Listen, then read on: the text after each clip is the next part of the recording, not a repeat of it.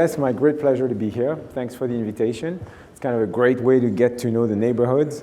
Singapore is quite different from here, but this is the building we're in now in Emeryville, not too far from here. So what I'm going to tell you a little bit is the history of the Institute, how it fits into the whole Novartis enterprise, and also give you a little bit of a flavor of the research that we do with a particular focus on the malaria side. So I'll start by just putting into context the Novartis Institute for Tropical Disease. Actually, it's not that known that Novartis has a lot of programs that have to do with global health. The flagship is really Coartem.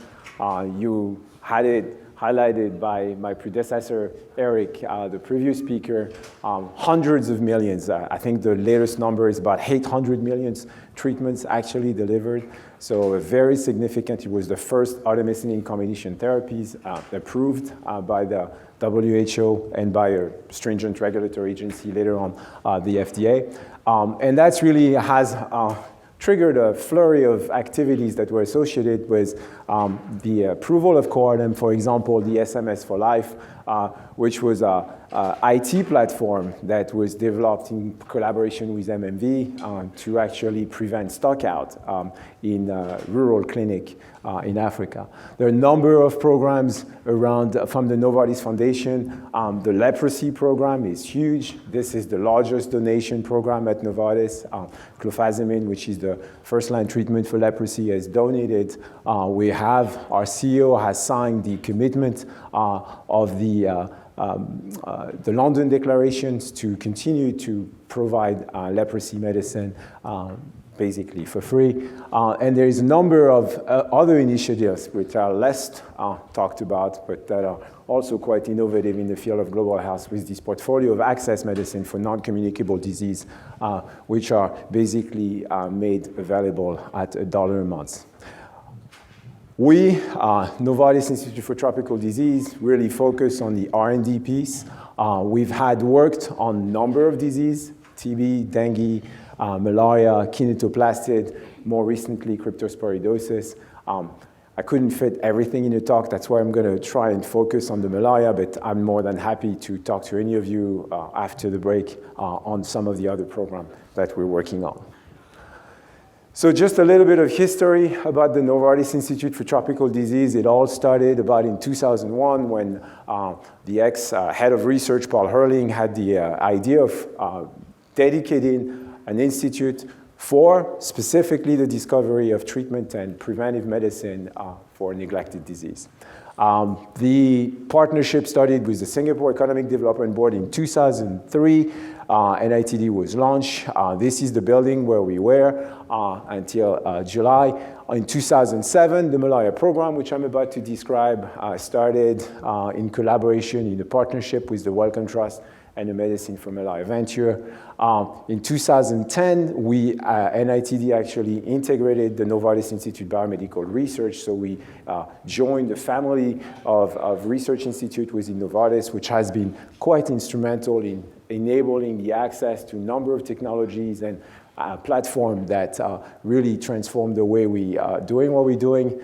We're very proud to be achieving proof of concept with K609. I'll tell you a little bit more about this compound, but this was the first proof of concept in more than 25 years in the field of malaria with a novel mechanism of action, which turned out to be very interesting. We started a crypto program in 2015, and as Julia mentioned, in 2017, strategic decisions was made to concentrate and basically put together the entire ID platform of infectious disease platform of Novartis. So we're now living in this building that I had a picture on the intro slide, which is in Emeryville, where we are co-located with our ID colleagues that are running bacteriology and virology program. So we're hoping to capture a lot of synergies by having that proximities and obviously, hopefully, enhance the impact of the programs that we're running. Below is a number of programs that I won't have time to describe, but as I said, there are a number of other things that we're doing in the space of global health. A very advanced program in sickle cells. There was quite a bit of work that was done in Zambia in particular for rheumatic heart disease that I won't describe today. But those were some of the significant milestones along the way that got us to Emeryville in 2017. So what are we working on? So again, I got the benefit of a great intro from Eric, who basically gave you like the real complete overview of the field of neglected disease. But I think one thing that I like to say on that slide is that we're finding ourselves at a particularly exciting juncture in this space. I've been working in this space for about 15 years now, and I think what we're seeing right now is that basically the global community is just saying that, yes, we are making great progress. Yes, there has been definite victories and achievements in the field of controlling TB, of controlling malaria with a reduction by half of the disease burden. Still 500,000 to 600,000 children dying every year, but reduced, it's half of what the number was, say, 15 years ago. So significant achievement. And continuous progress even for more neglected disease, such as HAT, sleeping sickness, where we're now seeing the disease burden basically having now, depending on who you talk to, 5,000 to 6,000 deaths a year due to sleeping sickness. So control programs are doing much better, but the expectations has raised, and now this is not enough. This is no longer enough, and we're talking about elimination. And I'm going to give you an example of how that translates in terms of drug discovery, how disease elimination actually has an impact on how we're approaching drug discovery program. But that's really certainly something that has raised the bar on what the expectations of novel drugs and novel intervention, novel therapeutic intervention needs to look like. And there are continuing challenges. Donor fatigues. I mean, there's a lot of control programs ongoing on many different diseases that are very expensive.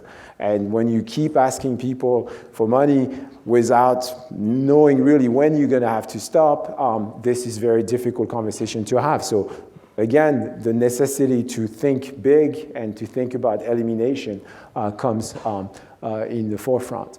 We have the challenges of drug resistance. I mean, drug resistance is inevitable. As soon as you're going to have a therapeutic intervention out there, bugs will do what they do, and they will evolve resistance to whatever you throw at them. So these continuous challenges will come up. We've seen it in the case of malaria with the emergence of artemisinin resistance in the greater Mekong region and the appearance of those K13 mutations, and I'll say a few things about that. And then, of course, we have issues such as good challenges to have. We have treatments, but that are too complex to administer in the context of disease elimination. And that's the case for HAT and the need for simpler treatment, single-dose cure, obviously being very much thought out for achieving this. And new disease that come to the surface. Cryptosporidosis was not something that was considered a major issue. There was a very important GEM study that came out where it was shown that after rotavirus, actually in children of less than 5 years old, the main cause of infectious diarrhea is Cryptosporidium. So the recognition of cryptosporidosis being a pathogen is extremely relevant in children, vulnerable populations, forces us to consider developing therapies for those type of pathogens. So I'm going to talk about malaria. So malaria elimination, so malaria delenda means malaria must be defeated. It was the motto of Alan McGill, the late Alan McGill, who passed away, who was the head, the director of the malaria program at the Bill and Melinda Gates Foundation. It must be defeated, and it can be defeated. And that's something that we tend to forget. This was the map in 1900, which malaria was pretty much everywhere. And as you can see, there is the ambition to get to eradication, which I think is obviously tall order. But as you can see, that map has shrunk considerably. And we have many countries now on the border of sub-Saharan Africa which are in active elimination mode. It's difficult. We don't have a vaccine. But even with the tool that we have, we've seen a dramatic reduction in the distribution of malaria worldwide. But we can't stop, and that's the challenge. The challenge is that, and this is what is shown on these very busy slides, but every time malaria control fails, malaria comes back. There is like all these countries here, you can see in Africa, in South America, where every time malaria control is being taken off, you see a resurgence of malaria. This is why elimination is needed, because it's just an endless battle. And that parasite has the ability to come back every time you take your eyes off the target. We're seeing this in Venezuela. Venezuela had achieved elimination. They had been WHO certified as a malaria eliminated, where disease eliminated country.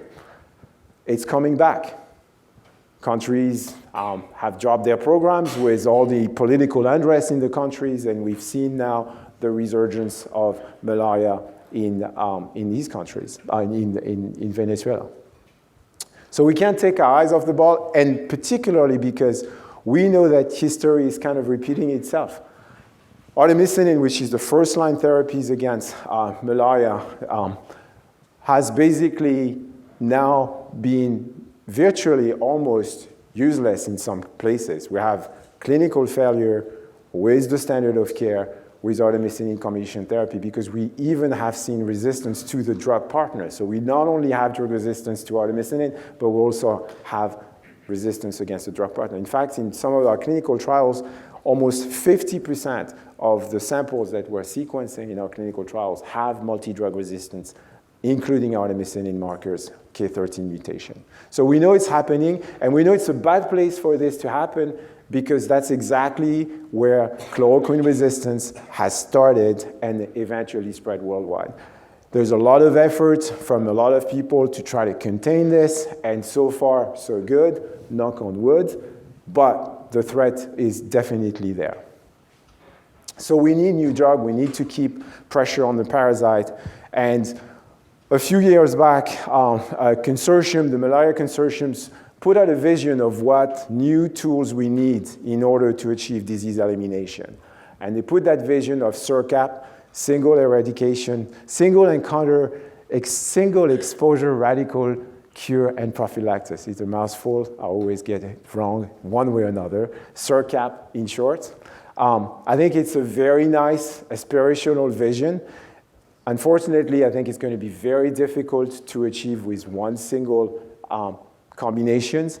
And the challenge we're going to have is we're going to need multiple drugs, and we're probably going to need several incremental improvements on the standard of care before we get to the silver bullet. But what do we need in this combination is kind of shown here. We definitely need novel mechanism to overcome resistance. The aspiration is to get single dose cure, one pill, you're going into a village, and you can potentially just basically treat and leave. Transmission blocking to prevent the transmission to mosquito and the spreading of the disease. Prophylactic and prevention, possibly, seasonal chemoprophylactic. And then one big one, which is relapsing malaria, and I'll say a few things about P. vivax, which is a very particular parasite. It's the second most common human parasite after falciparum. It's been for a long time considered to be less lethal, but it has this particular property of having a hidden reservoir of parasite in your liver after your acute infection, which are called hypnozoite, and that have the property to relapse and cause disease relapse. And this continues to be a very vexing challenge for the research community, and I'll say a few more words about that. So how do we tackle the problem? So I like to show that slide because this is, actually we used to have a robot like this in Singapore and we left it there, but we're trying to fix this. This is old news, but automation has changed the way we do drug discovery. We now have the capacity to screen literally millions of compounds with these automation systems, which really in 1536 well allows us to really probe our entire libraries and look for active, phenotypically active, without any target preconception that can kill the parasite. That's been very successful. I'll show you a few examples of how it's been successful. But it also creates opportunities to discover targets and new pathways that we can actually attack that were not known because it's a completely unbiased method. And that also has turned out to be very successful. Now, of course, I moved to the Bay Area. I should have known that being in the hotbed of technology, they would have come up with something else. And a few days ago, I just was at the Matreon, and I see that you can have high-throughput coffee in San Francisco.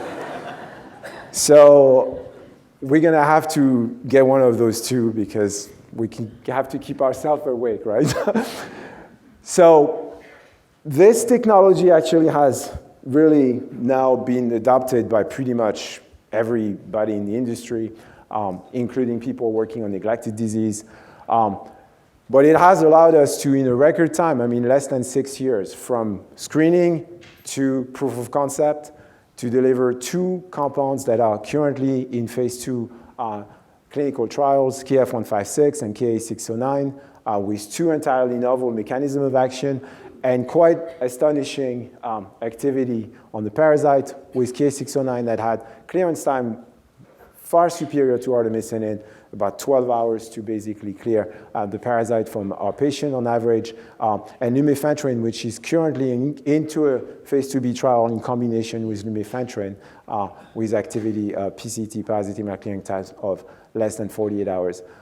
I will not have time to tell you all the story. It's all published. But what really was really interesting, in particular with KA609, is that we were able, by generating drug-resistant mutant, to identify the target, which turned out to be a channel, a sodium SERCAP P-type ATPase, PF-ATP4, which regulate the homeostasis of sodium within the parasite, and that not only disrupt the actual viability of the parasite, but also affects the flexibility of the erythrocytes, which as a consequence make them more likely to be removed by the spleen. So we're getting increased spleening clearance through this mechanism.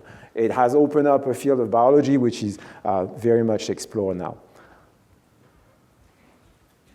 Here are the points I just want to make. Here are the 2 molecules that we discovered, so KF156 and KA609. The point that I want to make on this is for those of you who are not very familiar with the life cycle of the parasite, is the parasite starts by infecting the liver. That phase of the development of the parasite, which is 5 to 9 days, depending on which, about 7 to 9 days, depending on which parasite we're talking about, is completely asymptomatic. Patients, there's a massive amplification of the parasite, but the patients actually do not display any symptoms. It's only when the parasite breaks out in the bloodstream and start to infect the RBCs that you start to have the flu-like symptoms that are typical of malaria and that can be life-threatening if untreated. What's interesting is that what the expectation is now with this new order of trying to block transmission is that not only do we want to deal with the symptomatic part of the life cycle of the parasite, which is the infection in the red blood cell, but we also want to be able to kill the liver stage in order to prevent and chemoprophylaxis, and the sexual stages, the gametocytes. Parasites do it too. They actually have females and male gametocytes, which are produced and then picked up by the mosquitoes where the actual meiosis happen and the oocyst formations happen, which then release the sporozoite, which go back into the host. So killing those gametocytes is very important, and what I want to highlight here is that KE609 and KF156 have remarkable properties in terms of killing gametocytes, which we surmise will probably translate in transmission blocking abilities by preventing the formation of those gametocytes. The liver, I'll get back to it, is another property. KF156 actually has completed a trial in challenge patients. Brave volunteers have exposed themselves to malaria. It actually takes 5 bites of mosquitoes to actually reproducibly infect healthy volunteers, and we have achieved protection with single-dose administration of KF156 in pretty much 100% of our healthy volunteers with KF. So things look good, and this is a global pipeline for malaria from MMV, the Medicine for Malaria Venture. And as you can see, compared to what it was, I can tell you because I haven't shown the slide, the equivalent pipeline about 15, 20 years ago, but there's been a lot of discovery, most of it being driven, again, by phenotypic screening and high-throughput screening. A lot of them are acting through similar mechanism of action. That's the case, for example, of KE609 and SJ733, and there's a compound from GSK as well that's targeting, and the PA4, PA92, which are all targeting PF-ATP4, but there are quite a number of new mechanisms as well. This one, which targets PR4K, a target that we also identified in our screen, and DSM-265 targeting DHODH, the only program really that was driven by target-based drug discovery. So this is good, but again, we can look at this glass as half full or half empty, depending on how you feel. Really what we want to do over the next decade is to try and come up with new compound that can be integrated in that pipeline to develop new drug combination. Typically, we're talking double compound combination, but we're already talking for malaria about triple. I think clearly the field is moving in that direction, and we're going to see triple therapy being developed in a very short time. We're going to need to improve the safety profile, because if we want eliminations, we're going to have mass drug administration. Mass drug administration will require a safer drug. And then I'll say a few words about P-Vivax malaria and what's needed in that space in order to achieve elimination. So again, drug combination is basically here to stay. Don't have to explain here, I think, why it's important to have drug combination, drug resistance being the main reasons, but there are other reasons where we can improve safety margin. We got an example with NECT where the combination of two compounds at lower dose allowed to have safer drug, and we can also shorten treatment duration. So in order to do that, we need drugs that have well-characterized safety profile, and that's why usually people go for the old drug. But the challenge is the old drugs numbers are getting smaller and smaller. We lost piperacin. Nobody wants to combine piperacin anymore because piperacin resistance has emerged in the greater the GMS region following artemisinin drug resistance. We still have lumefantrine. Lumefantrine has challenges in terms of solubilities and formulation. So very quickly, we're going to run out of options, and so it's very important to bring new one. And what we're looking for is to basically achieving, trying to engineer resistance to drug resistance. That's one thing that there's a lot of interesting idea. I won't have time to talk about this today, but enhancing safety and then lowering the dosing regimen.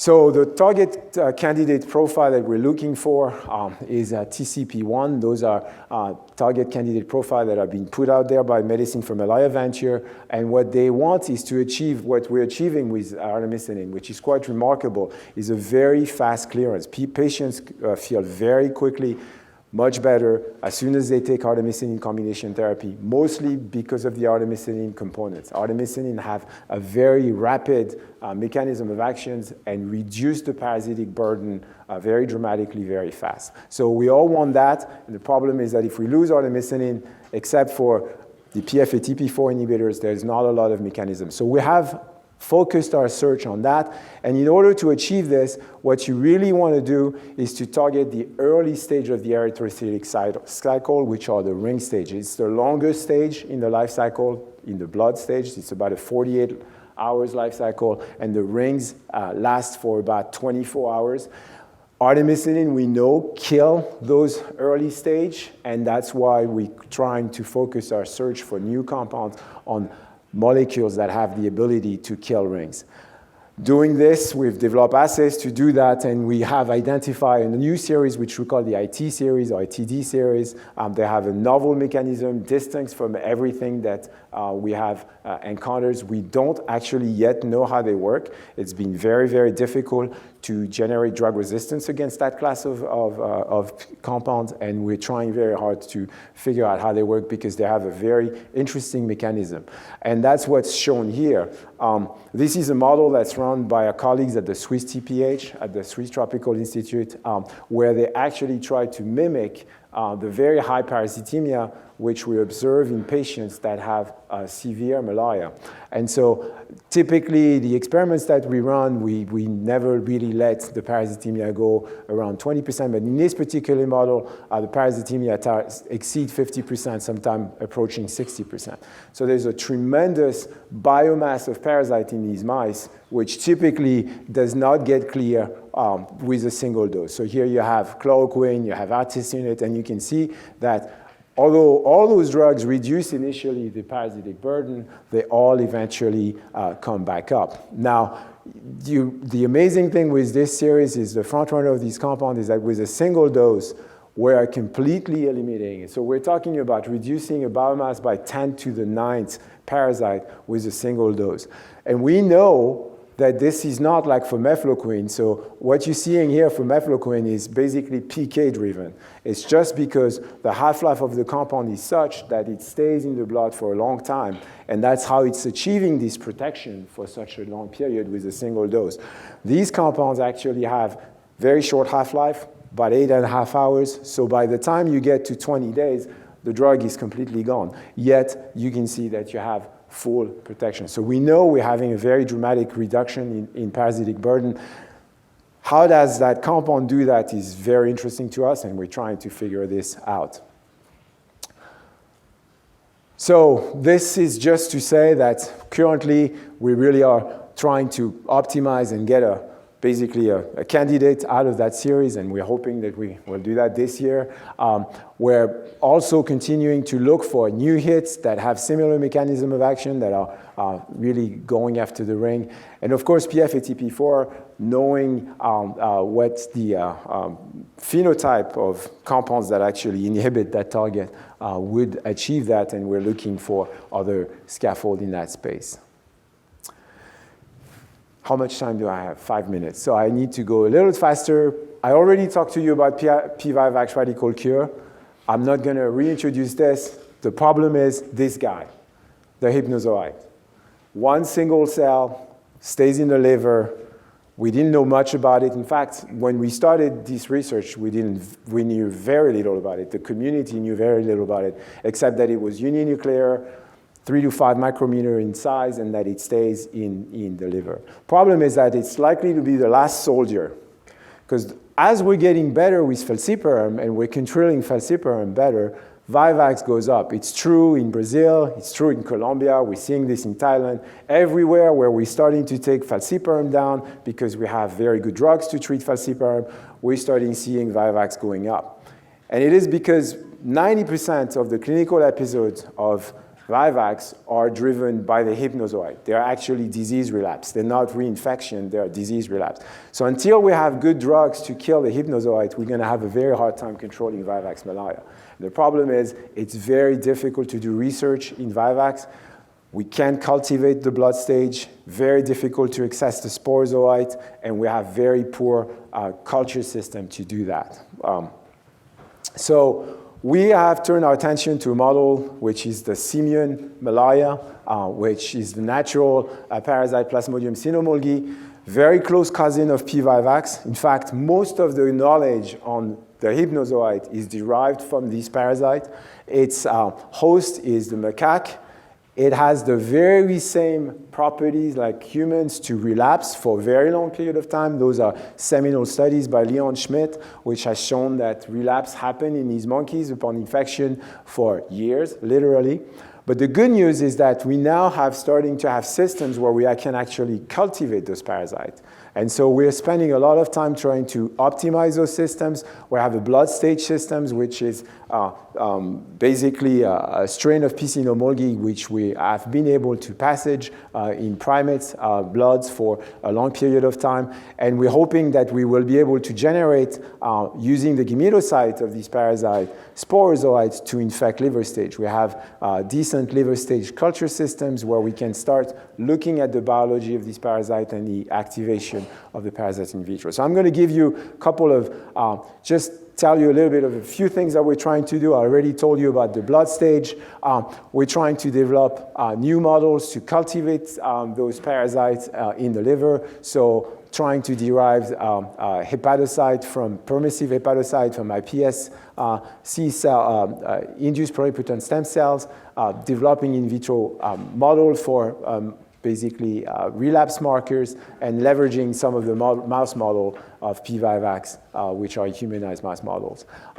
We're trying to engineer new assay readouts. For this, obviously, using CRISPR-Cas9 technology is something that we're looking at, and we're trying to leverage some of the RNA-seq data that we recently published, and then I'm going to tell you a few things in closing. We've been able, in collaboration with Clemens Kochen and at the Biomedical Primate Research Centers, to engineer, they engineered, this group and Mary engineered a parasite that actually expressed GFP. They can infect mosquito with it, purify the sporozoite, infect hepatocyte, and then sort the parasite in the liver stage culture to actually look at their transcriptomes. And doing that, we've been able to compare schizonts, the large form, that are replicative from the non-replicative hypnozoite. And as you might expect, dormancy being basically a kind of a shutdown of the metabolism of the parasite, you can see that only a few very conserved and core pathways that are required for basically function, housekeeping functions in the parasite are expressed. So it tells you it's going to be very hard to kill this parasite. There's only one drug that does it, and it's actually quite not a very good drug. It's primaquine, and now we start to understand why very few drugs do it, because the parasite actually does not express any pathway. But there are pathways that are targetable, and we're trying to derive a hypothesis to go after this parasite. We're also using this system to actually make markers for the various stages of the parasite. And so we have looked at, this is a volcano plot of the data set that we had of the schizont versus hypnozoite, where we were able to identify, for example, ferredoxin, which was a very specific marker to the schizont versus the hypnozoite here with GEP45. So we're hoping that using these tools, we will be able to engineer assays to actually look at drugs that differentially kill those parasites. So this is my last slide.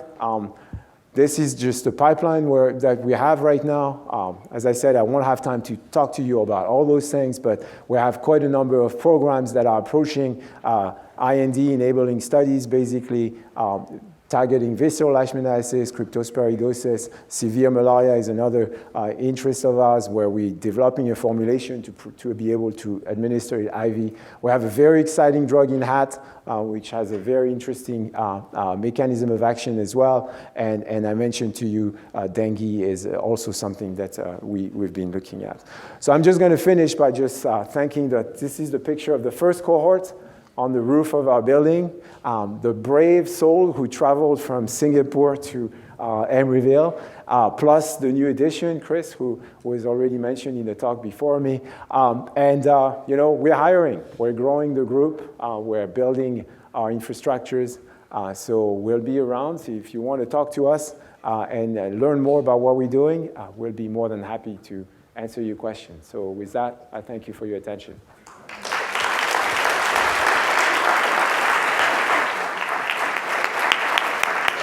Thank you, Thierry, for a great talk, very inspirational. It's great to see all the progress. Makes me hopeful. Any questions for Thierry?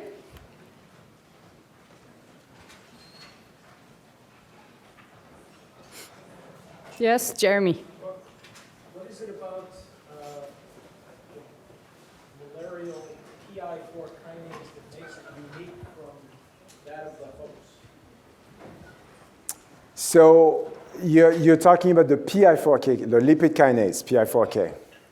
Yeah, so this is a good question. So again, it's the phenotypic approach. We didn't know those compounds were targeting PI4K when we started, right? So we discovered this by raising drug resistance mutant against these compounds, and then found that all the hits in where the mutations were all in that gene, PI4K.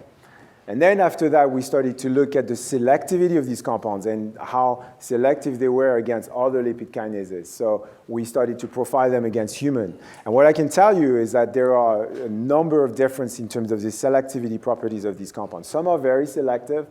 In fact, the imidazole pyrazine that we worked on were some of the most selective lipid kinase. But how do they do that? How do they achieve that selectivity is not clear to us, because all the in silico modeling we can do based on the known structure of the PI4K does not allow us to understand how they achieve that selectivity. So we're trying hard to express those proteins and make crystal structure to try to see if we can learn something from the mode of binding that would explain how they achieve that selectivity. That enzyme would be essential in the host cell. Absolutely. But we don't see that. I mean, and in fact, we do pretty extensive safety profiling of these compounds, and we know that they don't have the typical toxicity associated with lipid kinase inhibition. All right, if there are no more questions, thank you so much, Thierry.